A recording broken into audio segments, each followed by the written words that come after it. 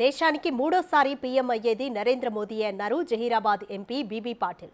BJP వల్లే తెలంగాణ అభివృద్ధి సాధ్యమంటున్నారు.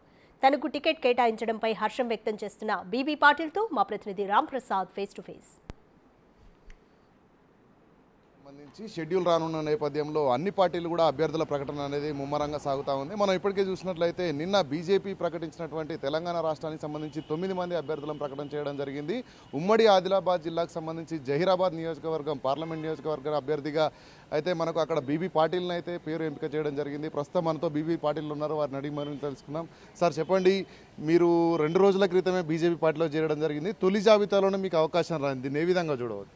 10 साल में टीआरएस पार्टी के साथ में हमने जो काम किए, विकास का काम किए, केंद्र सरकार के मदद से, राज्य सरकार की मदद से जो भी काम हो गए वो काम ध्यान में रखते हुए बीजेपी पार्टी वाले हमारे को बुला के टिकट देने का काम किए। इसलिए मैं बीजेपी के सभी वरिष्ठ नेता को, नड्डा साहब को, शाह साहब को, मोदी जी को, सभी राज्य सरकार के सभी लोगों को धन्यवाद देना चाहता हूँ। खास करके किशन रेड्डी साहब, लक्ष्मण साहब और सभी लोगों ने ये सोच आगे लेके जाके अपने एरिया का विकास, अपने राज्य के विकास के लिए उन्होंने मेरे को टिकट देने का काम किया, इसलिए उनको बहुत बहुत धन्यवाद बताना चाहता हूँ। और पाटिल साहब, अभी दो बार चुनाव में, लोकसभा चुनाव में आपके जीत के वो पब्लिक को सर्विस किया, अभी 3 बार अभी आ रहे हैं ना, हैट्रिक ले रहे हैं।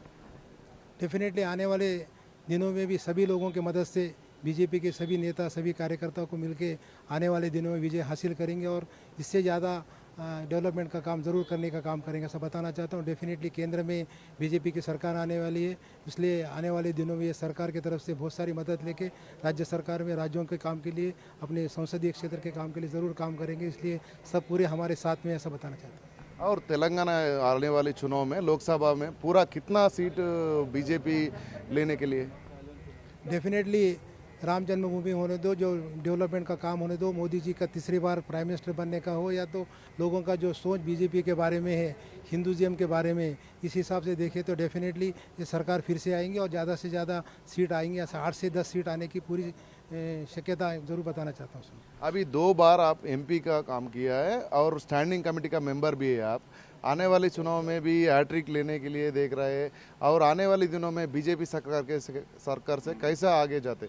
पिछले 10 साल में भी जब काम करने के टाइम पे राज्य सरकार के जो भी इश्यू थे, हम लोगों ने हमारी पार्टी की तरफ से रख के केंद्र सरकार की तरफ से बहुत सारे काम कर लिए इसमें, उसी तरीके से उससे ज़्यादा अच्छी तरीके से काम करने का मौका मिला। इसलिए डेफिनेटली बीजेपी सरकार का जो गवर्नमेंट है, हमारी सरकार का जो गवर्नमेंट है, गवर्नमेंट से जिससे ज़्यादा काम करके केंद्र के अपने राज्यों का विकास करेंगे और संसदीय क्षेत्र का भी विकास करेंगे।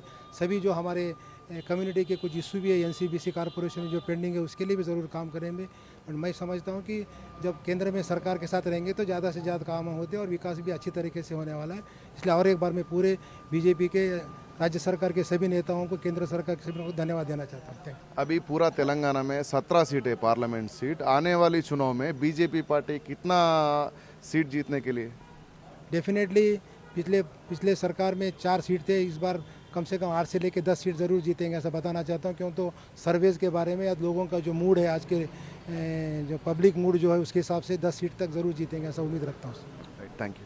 మనం చూసినట్లయితే తెలంగాణ రాష్ట్రంలో ఇప్పటికే జహీరాబాద్ కాన్స్టిట్యున్సీ నుంచి అయితే ప్రజల మద్దతుతో 2 సార్లు ఎంపీగా పోటీ చేయడంతో పాటు గెలుపొంది పార్లమెంట్లో కూడా ఇక్కడ ఉన్నటువంటి అక్కడ జహీరాబాద్ ప్రజల సమస్యలను కూడా పార్లమెంట్ సాక్షిగా తీసుకువెళ్ళిన నేపథ్యంలో గతంలో స్టాండింగ్ కమిటీ సభ్యుడిగా కూడా పనిచేశారు. కేంద్రంలో తనకంటూ ప్రత్యేక గుర్తింపు ఉన్న నేపథ్యంలో రానున్న రోజుల్లో బీజేపీ సర్కార్ మరొకసారి దేశంలో పరిపాలన రానున్న నేపథ్యంలో ఖచ్చితంగా తెలంగాణ ప్రాంతానికి కానీ, జహీరాబాద్ ప్రాంతానికి కానీ ప్రత్యేకంగా అభివృద్ధిని తీసుకొచ్చే విధంగా అయితే తన ముందడుగు ఉండబోతా ఉందని చెప్తా ఉన్నాడు. ముఖ్యంగా తెలంగాణ రాష్ట్రంలో కూడా ఇప్పటికే బీజేపీ 4 స్థానాలను కైవసం చేసుకున్న నేపథ్యంలో రానున్నటువంటి లోక్సభ ఎన్నికల్లో సుమారు 10 స్థానాలకు మించి గెలుపొంది దేశంలో నరేంద్ర మోడీ నాయకత్వాన్ని ఆకాంక్షించే విధంగా బీజేపీ నాయకత్వం కలిసి పనిచేస్తానని మనతో బీబీ పాటిల్ అంటున్నారు. కెమెరామ్యాన్ హరీష్తో రామ్ ప్రసాద్, బిగ్ టీవీ, హైదరాబాద్.